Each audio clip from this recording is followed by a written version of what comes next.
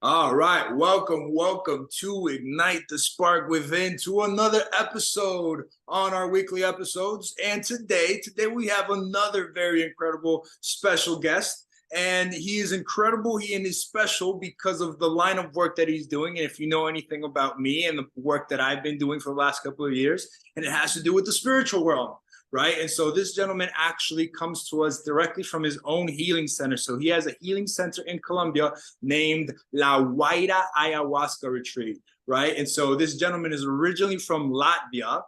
He moved to Colombia 7 years ago, actually, and in pursuit of creating his healing center. So if you guys know anything about me and what I've been talking about, you guys can already see that there's already similarities. So he actually created his own healing center, and it's all inside of really expanding the work with ayahuasca that personally changed his life.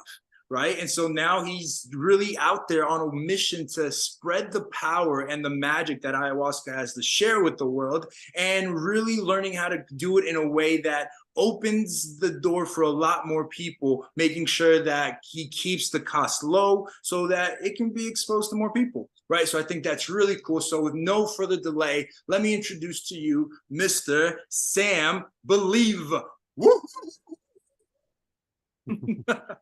Quite quite an introduction, Sebastian. Thanks a lot. Yeah, guys, thank you for having me on this podcast. I'm excited to talk about the subject of ayahuasca. I recently realized I remind myself of those people wearing like simple looking suits, knocking door to door and asking about, are you ready to let Jesus in your heart? And I'm kind of like similar, but only like offering ayahuasca. So, but hopefully it's a bit more powerful than any book, and hopefully people deserve to know more. And I think there's a lot of misconceptions on the subject, and I love to shed the truth. Beautiful, dude. You're. It's like instead of being a Jehovah Witness, you're an ayahuasca witness. Yeah, Right, yeah, going to people's exactly. stores and like sharing the message, and that's beautiful. And I feel like right now in these chaotic times, there's a couple things to identify. One, that we need solutions, right? We need solutions to the things that people are going through right now. And two, while ayahuasca is or can be one of those solutions, as you mentioned, there's a lot of misconceptions about the medicine, about the rituals, about the ceremonies. So I'm actually really looking forward to speaking with you because to my knowledge, you come from a Jahe background, not so much ayahuasca, right? Jahe being from a Colombian tradition, not the Peruvian tradition. Is that right? Yeah, so when you talk about Jahe and ayahuasca, it's kind of like talking about McDonald's and what's the other burger place? Burger King. Hasburger. It's like Burger King. Yeah, like it's you can have like slightly different amount of pickles, and but in the end it's still a burger, right? So if um if you really talk about Jahe and ayahuasca, and what we work specifically with, like in a tradition of the Inga tribe, that's a tribe we work with, they call it ambihuasca. Ambiwa. And yeah, and it has many different names, and ambihuasca is one of them, jahe and ayahuasca, and the recipes are different, but in the end, I do believe it's all still ayahuasca. So, and also interestingly, I think because it was popularized in Peru under the name ayahuasca, a lot of people when they first come to Colombia, they don't expect that they can get that healing here traditionally, because yeah, there's this jahe thing, but really we had many people. At the retreat we had more than 1,000 people as of now, and we have a lot of them that went to Peru previously, and what they say about the ayahuasca and jahe, that jahe or jahe ayahuasca or ambihuasca is a bit more stronger, and it's quicker acting, but it doesn't last that long. So let's say with the Peruvian ayahuasca, it's more mild, but it runs for about 6 hours, and with the Colombian ayahuasca, it's about 4 hours, and it's a bit more intense. And also, they say that some people say it's a more of a masculine spirit, and ayahuasca is more of a feminine spirit. But honestly, in my own experience, I've seen, I've had many experiences myself and talked to people. I don't really believe that much in gender when it comes to plant spirits. I think it's kind of it's an elderly white spirit, but I wouldn't say it's necessarily feminine or masculine. Hmm. What do you think about that? Yeah, that's so there's a lot to unpack with everything you just said, and there's a lot, right? Because I think I agree with you, right? There's the ayahuasca component, right? But then I believe that also in the separation, more than just the name, I think it's more, it's the rituals, it's the context, it's the relationship, right? And so having drank in both areas, I can see the beauty of it, right? And while I'm in Peru, I recognize ayahuasca as a grandmother spirit, right? And so I relate to it as the grandmother spirit, and I relate to it as a feminine energy. And when I relate to the jahe, I relate to grandfather spirit, and I relate, and I know that it's the same energy, the same spirit, same drink, same medicine, but it's like I get to, in my own perspective, get to separate it. And even when I'm in Peru, if I'm drinking ayahuasca, I still invoke jahe, right? And if I'm in Colombia and I'm drinking yahe, I still invoke ayahuasca, right? And so for me, that's Mm-hmm. my balance of being able to invoke the spirit of ayahuasca and then being able to ingrain both energies. Because let's not deny that feminine energy has an essence and masculine energy has an essence. And so when I can invoke a masculine essence, I'm going to ask for grandfather spirit, hey, teach me this or show me this in your way of doing it. And then when I speak to ayahuasca, it's like, oh, grandmother spirit, ooh, show me this and do it in this way, right? And so for me, it's allowed me to give it a gender out of my own creation, rather from it being this is the way it is. It's like, no. I'm not speaking like it's an absolute. I'm speaking in perspective, and in my perspective, in my experience, it's what's helped me navigate and communicate in such a way that I can understand. Right? What are your thoughts on that? No, I do believe that whatever tools you can use to navigate that, turbulent psychedelic space, if that helps you, that if that works, that's perfectly fine. There is technically a difference between Colombian jahe ayahuasca or ambihuasca and the Peruvian ayahuasca. So they both are made of a combination of two plants as minimum. One is the ayahuasca vine itself. Both contain it, Banisteriopsis capi. Like my Instagram name, for example, is B Capi. Don't worry, B Capi. Yeah. So, and then the other plant, which is a DMT shrub. So what the ayahuasca vine does itself, it makes DMT orally active. And then the DMT shrub in Peruvian ayahuasca is chacruna, and in Colombian ayahuasca it's chagro or chagropanga. So Yeah. both are the so That's it's not the ayahuasca vine that is different. It's the DMT source, and of course there's a couple other smaller molecules that maybe that's the difference, and maybe that's what gives it a different feel when it comes to masculine or feminine. But yeah, that's whatever helps you navigate it. Yeah, if that's how you like to see it, I think that's totally cool as well. yeah. Because I've never had Peruvian ayahuasca, so maybe that's my blind spot. But I've definitely had experiences that were very gentle and feminine feeling, and also the ones that are very masculine feeling, like when you're by the fire and you stomp your feet in the ground, you're like feeling that warrior energy. So it's very diverse for me. So for example, that's a key component right there that you just mentioned, right? In Colombia, there's a fire component, which gives it the masculine essence. In Peru, it's pitch black. We don't even have candles. Like no Mm. candles, no lights, no fire, right? It's just pitch black, full darkness in the middle of the jungle, like hearing all the jungle sounds, right? Versus Colombia, it's no, you have to have minimum at least a candle, which provides that fire, that flame. But really, like the tradition is to have a fire going, and you have the fire going the entire night. So that's a big, huge component as well that I feel, again, when we talk about the different names, it's like the traditions behind it, right? Which is Mm-hmm. not to say that one is better than the other, because I believe that they both have their purpose. They both serve.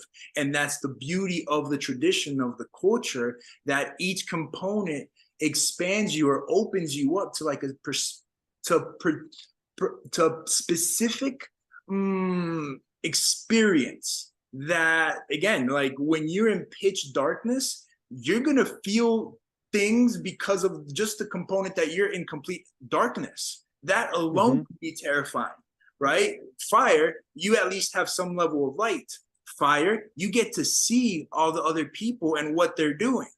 Darkness, you just hear people screaming and you hear people crying and you hear people laughing, but you don't know what's happening. Right? Hmm. And so it's just they're different components. Again, not that one is better than the other, they're just different, right? Well, it's beautiful to have that variety, right? Because it goes beyond borders. For example, Inga tribe, the tradition with which we work, they're kind of in between Colombia and Ecuador. And if you look at Shipibos in Peru, they're closer to Ecuador border as well. So it's not like, Peru, Colombia, Ecuador, indigenous people don't really understand that. But there's at least 10 different tribes, all in that single small region, kind of in between Peru, Ecuador, Colombia, and Brazil, which have their own take on how to drink ayahuasca correctly. And regarding Inga tradition and the fire, it's so important for them that even we do have also day ceremonies occasionally. And even during the day, when you don't need the light or the heat of the fire, they still have the fire going because it's important because this is where, as a shaman works with Lawaira, which is just happened to be the name of our retreat, and he's moving energies. He throws them into the direction of the fire as if to burn them. So it's unique, and I love the fact that there's diversity. And maybe someday I should also venture out to Peru and try the different tradition. It's amazing. It's like, when you go traveling to Europe, it's beautiful that you can eat many different foods. Each of them will fill your belly and perform that function, but in a different way with a different taste. And that's the beauty of the diversity that we're sort of losing now in our world, where everywhere you go there's a McDonald's and Starbucks. Yeah, no, I'm a true believer of walking and learning from different teachers, right? Like I've been blessed that I've been able to learn from different teachers in the ayahuasca field and in different medicines. And so it's allowed me to see different perspectives and like understand, like, wait, why do you do that? Oh, you do it for that reason? Oh, that's cool. Wait, why do they do it that way? Oh, you guys do it for that. Oh, right. And so it just starts to expand and it's just like, oh wow, it's just everyone has their own ways of doing it, right? And it gives you permission. At least it allows me to explore beyond what I'm told. This is how it's supposed to be. And so when somebody tells me this is how it's supposed to be, I'm like, wait. That's how you do it. But I've already have enough experience with different shamans that are effective and do it differently. So it gives me the permission to be like, not one way is the right way. Yes, but rather the context is what's going to help the person really unfold in that direction, right? It's how they relate to the medicine, their relationship to the medicine, and yeah, their relationship is what really, I believe, that's the connection, that's the magic, right? Now, one of the things that you talked about, or that you wanted to talk about, was the red flags when we look at especially for as ayahuasca becomes more and more available and more open into the public. There's a lot of retreat centers that are popping up left and right, and people that are claiming to be shamans and people that are all types. Yeah. And so you mentioned red flags. What are some red flags to look for when people are out in the world looking and searching for a healing center and somebody credible with ayahuasca? What do you want to share about that? Yeah, what I'm about to say might ruffle some feathers because a lot of people might disagree with that. But I think that number one importance in when choosing an ayahuasca retreat center is the shaman that works there, or a taita as it's called in Colombia, he must grow, cook, and serve his own medicine, meaning that all the ceremony that is attributed to each of those steps has to be performed by the same person. Because as it starts moving hands, you don't know what's in that ayahuasca, you don't know where it comes from. So everything from planting the seed to harvesting it and to cooking it has to be done with the same hands, or at least with the same family, because sometimes they help each other, father, son, grandfather sort of direction. It's the same energy, same tradition. Another thing that might upset a lot of people is I do believe that the shamans, the people that actually give the medicine, I think they should be indigenous or somehow connected to the tradition, because what's happening now is there's a lot of people, I've been working with ayahuasca for about 4 years now. I don't call myself shaman or give people medicine because I know just enough to understand how much I don't know.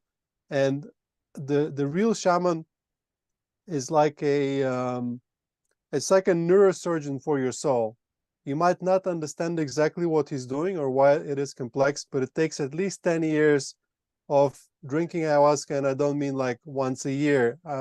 They drink ayahuasca for 3, 4 times a week for 10 to 12 years.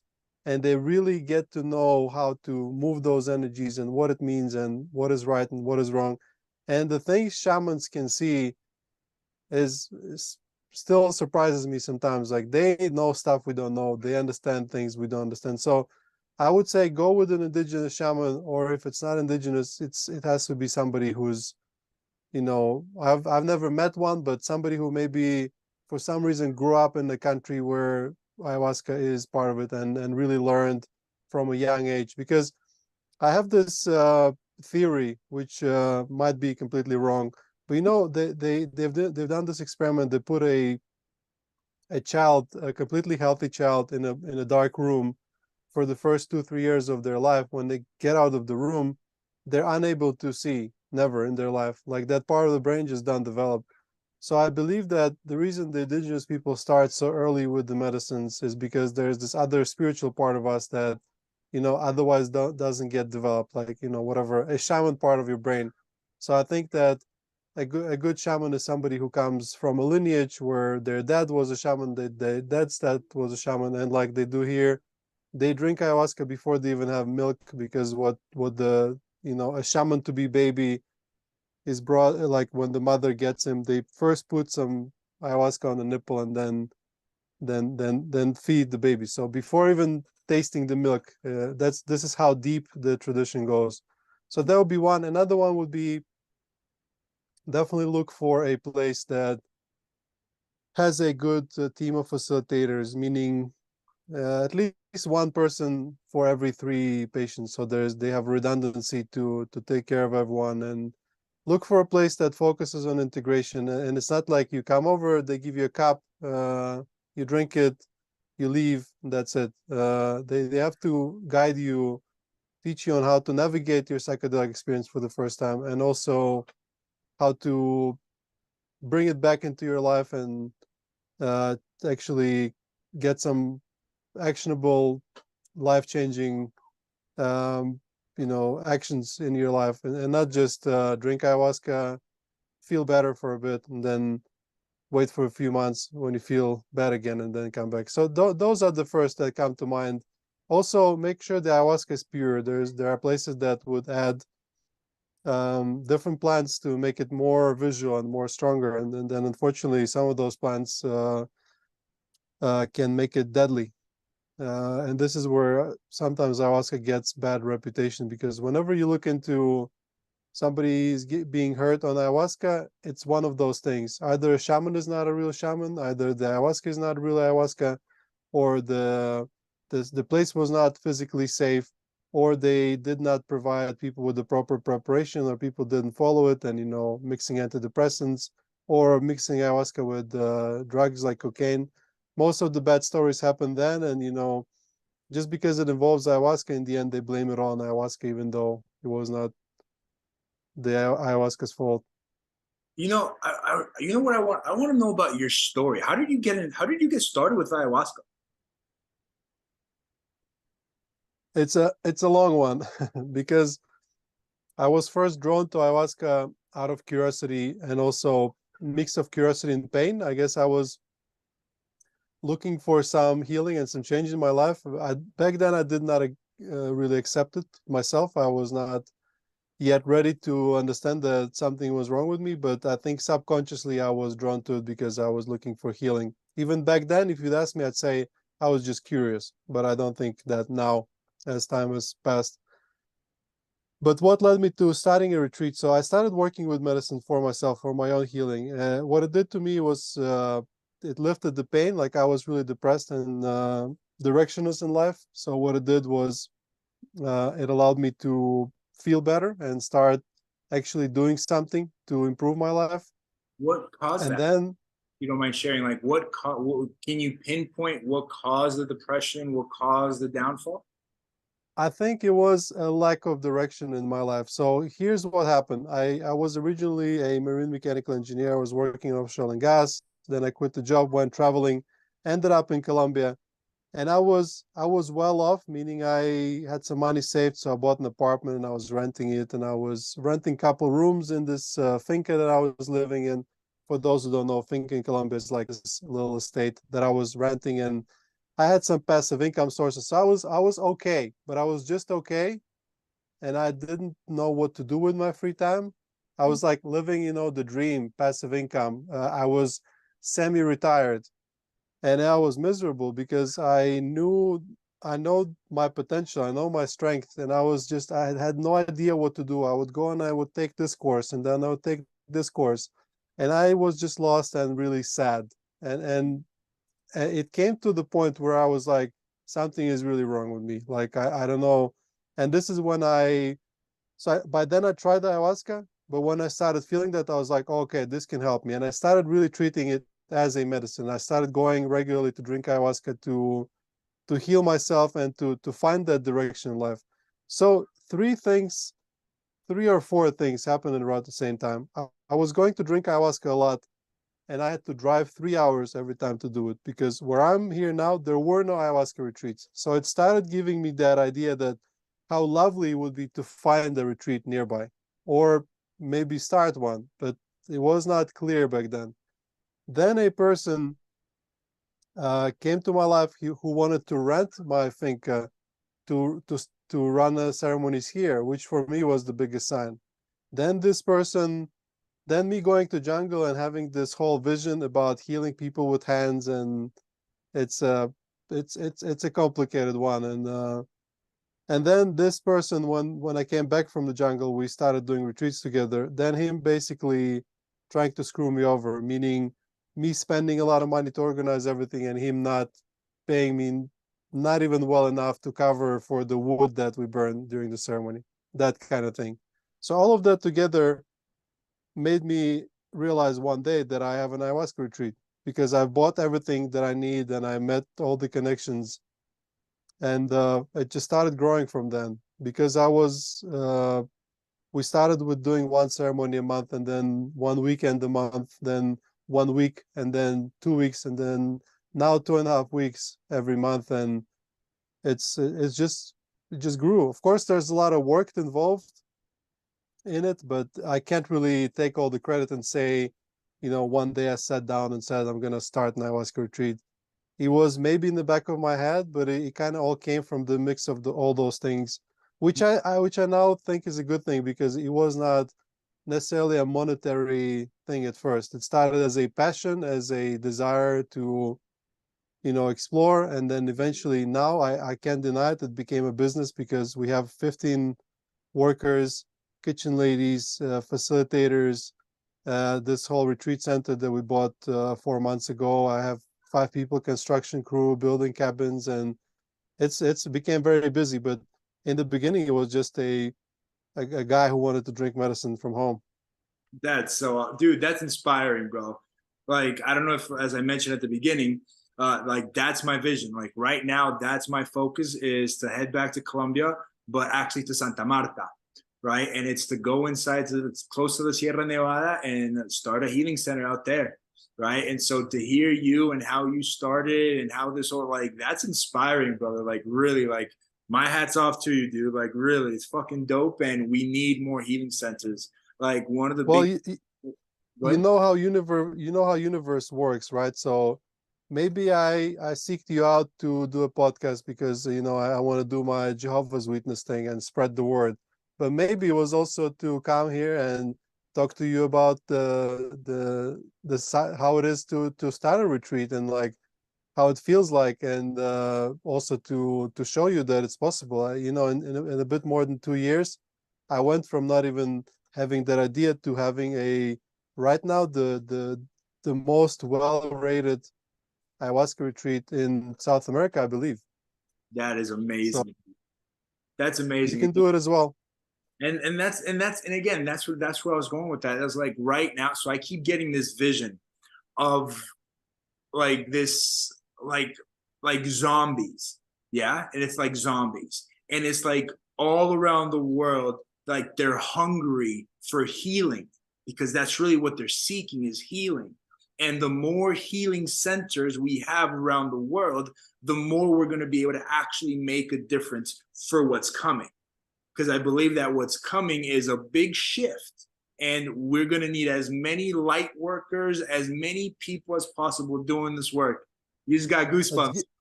it's giving me goosebumps because I have my vision is of a wave of people that Mm-hmm. are coming here to heal because they realize there is nothing else that helps them, and it's us basically building a retention wall to be able to sustain that wave. So Yeah. I totally agree. There will never be enough healing retreats because here's the statistics. 30% of people in the US are depressed, and only 0.5% of people in the US have had ayahuasca.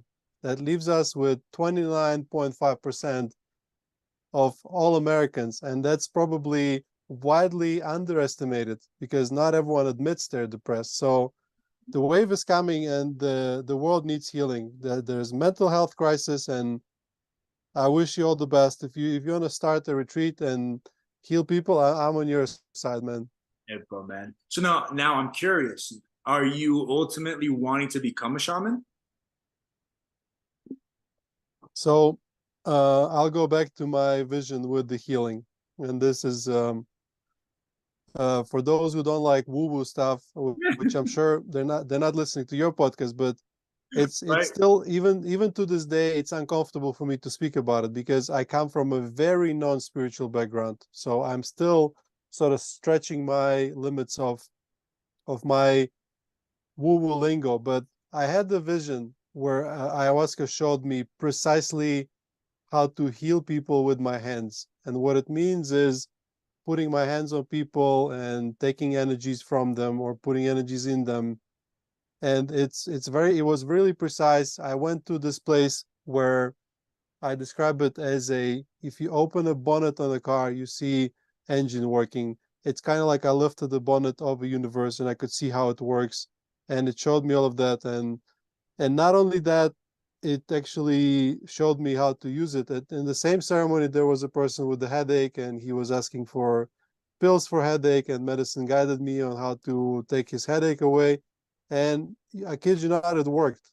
So it's not a woo-woo thing. And since then, couple times, maybe once a year in the ceremony, I get a calling from the medicine to go and perform some energy work. So it's not something I can do on demand, but it does happen to me occasionally. And whenever it happens, some people really feel it and something really changes in them, and it can be documented, by a weight increase or relief in symptoms. So I'm not making it up. And the only reason I'm qualifying myself this way is like I know it's really hard to believe and understand. But in that original vision of me healing people, it was really clear.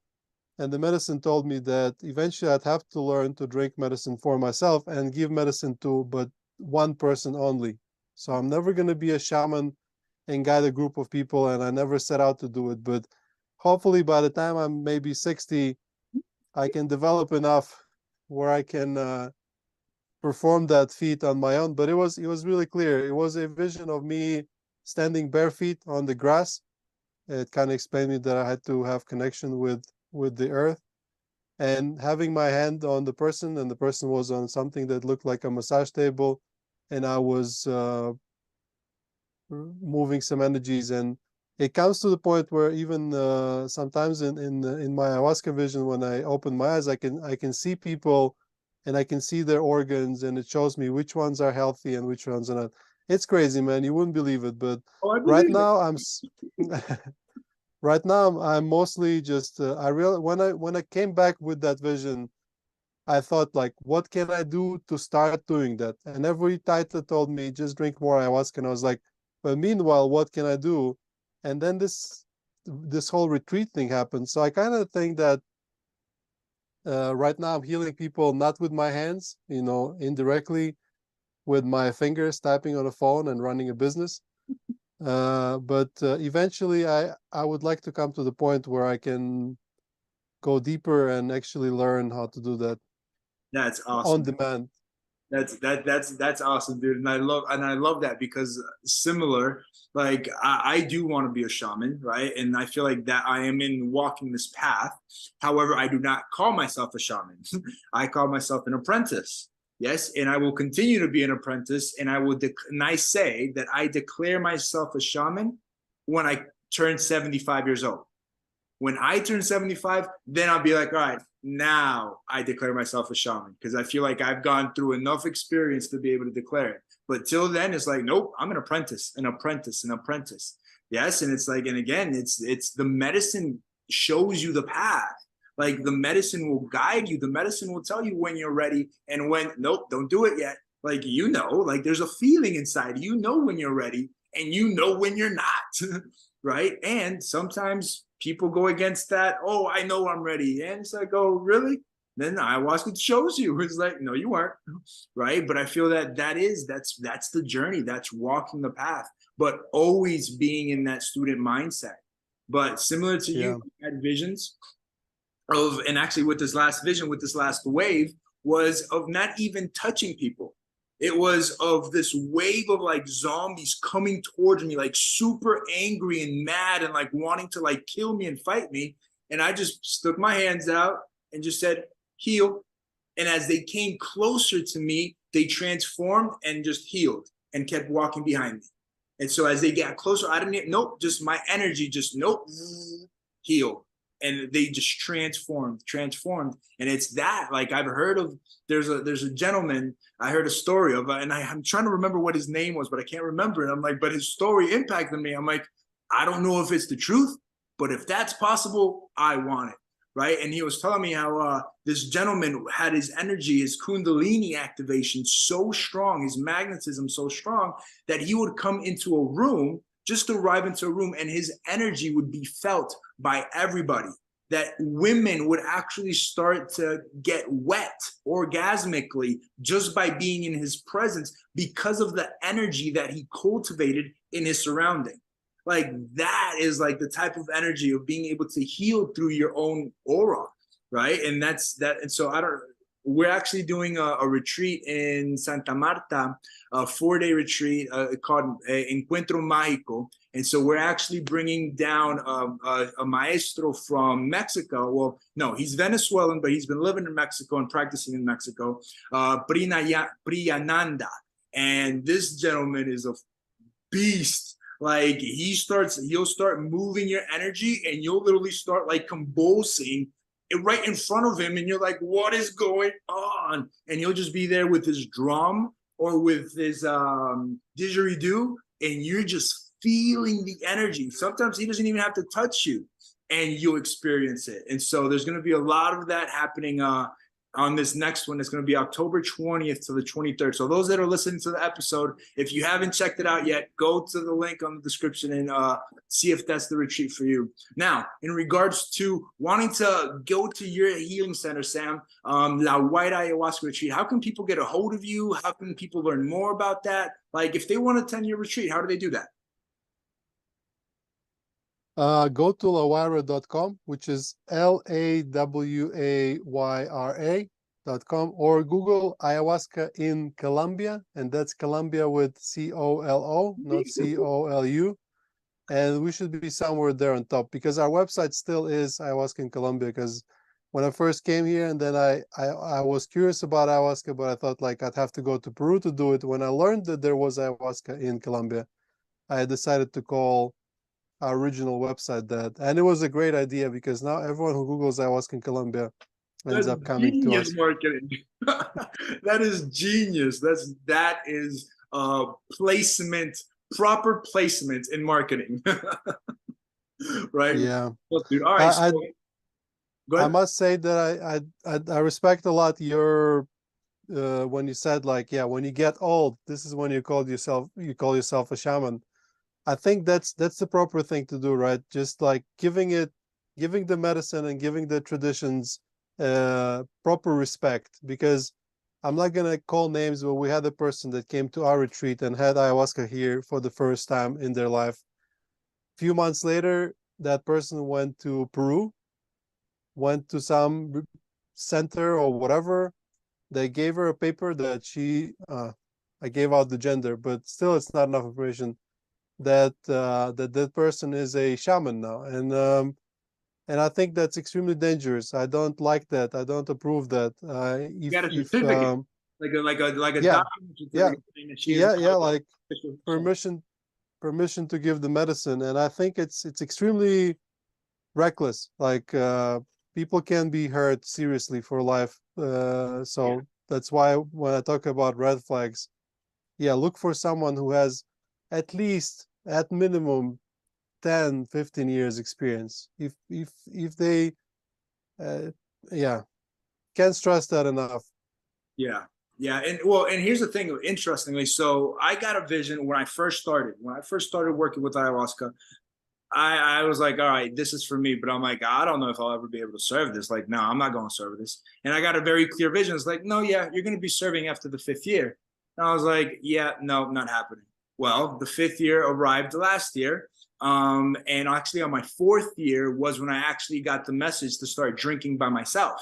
And so I got to actually learn to drink by myself. And then that in itself was its own journey. And it's like little by little, I've been being guided. Now, similar to you, I don't feel ready to do a big group, right? But then again, I've been also been guided to serve specific medicines, and usually it's no bigger than a group of 5, right? Like I was actually hired to go to Haiti and do a ceremony out there. It wasn't ayahuasca, but it was still plant-based medicine, and it was a ceremony, right? And so therefore I do believe that there's a level of respect and responsibility that needs to be held, and there's a lot of components to that, and it's not for the lighthearted, and it's not like there is a real big responsibility. And so the only reason I feel somewhat comfortable in feeling confident to say, all right, I feel confident to at least take somebody, 2 people into the medicine, is because of the amount of ceremonies that I've done, not just with the medicine maestro, but by myself. Like I've drank by myself now more than 40, 50 times by myself, right? No shaman where it's like I have to be and I have to learn how to do it. And there's a big component to that, right? Also in learning about how to cook your own medicine. So right now I carry my own medicine. I cook my own medicine. I learned how to cook. And so now it's like, I don't want to have somebody else's medicine. No, I want to cook my own medicine. Why? Because I know what I put in it. I know what energy I put in it. I know what songs I sang to my ayahuasca. I know what vibration I put into it, right? And the intention behind it. And so there's that component. So I truly do believe that when you really are guided by source, yes, source can do so many different things, right? But it's having an actual authentic connection to source, and then the responsibility, the integrity, the congruency, right? Like that is so critical, is congruency. You can't talk about preaching spirituality and then going around and doing the complete opposite, right? Like those are big things that for me are red flags, right? When I look at a shaman or a healer or somebody and they preach to be all beautiful and light and all this stuff, but yet they don't recognize their darkness and they hide their darkness, no, right? That's a big red flag for me. If someone can't recognize their own darkness, you're not a shaman. You're not even close to it, right? Because there's that duality of recognizing, no, we have good and we have bad. We have both. And it's a process. It's an infinite process, an infinite learning, right? That we just continue to go. So like we said, we can talk about this for hours. And so I do want to be mindful of the time. Is there anything else you'd like to share before we close out? Not much, guys. Just if you're maybe not feeling your best and you want some help, definitely explore the subject of ayahuasca. If you do it somewhere else, that's fine. As we talked about, observe the red flags. If you come to Loira, Love to have you over. And same goes to you, Sebastian. Do drop by. Maybe we'll do an episode in presence someday. Yes. Absolutely. I'm down for that. Dude, Sam, thank you so much, man. Thank you for numerous things, for being who you are, because I know that it took you to be who you are to be able to do the things that you've done and continue to do, right? So thank you for that. Thank you for the stand that you have, for all the people that have went through your healing center, that thanks to you taking the commitment to doing that, people's lives are being changed and transformed, right? So thank you for that, man. Thank you for really putting yourself out there and being at risk, right? Being at risk of being ridiculed, of being judged, of being critiqued, of being mocked, of being all of this stuff. And yet you continue to put yourself out there, dude. So thank you for the work that you're doing, man, for walking this path, for giving it its reverence, for really giving it its respect as a tradition. Like, dude, that's extremely important, and I applaud you for that. So thank you, dude.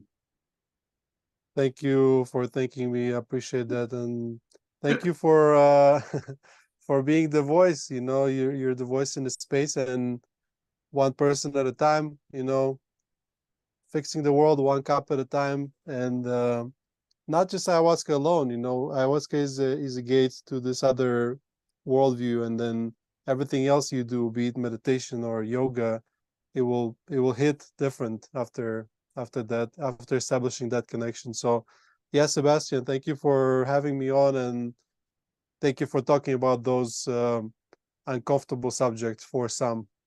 Yeah, dude, absolutely, man. Thank you, dude. Thank you. Now, for everyone that's listening, again, thank you for tuning in to today's episode of Ignite the Spark Within.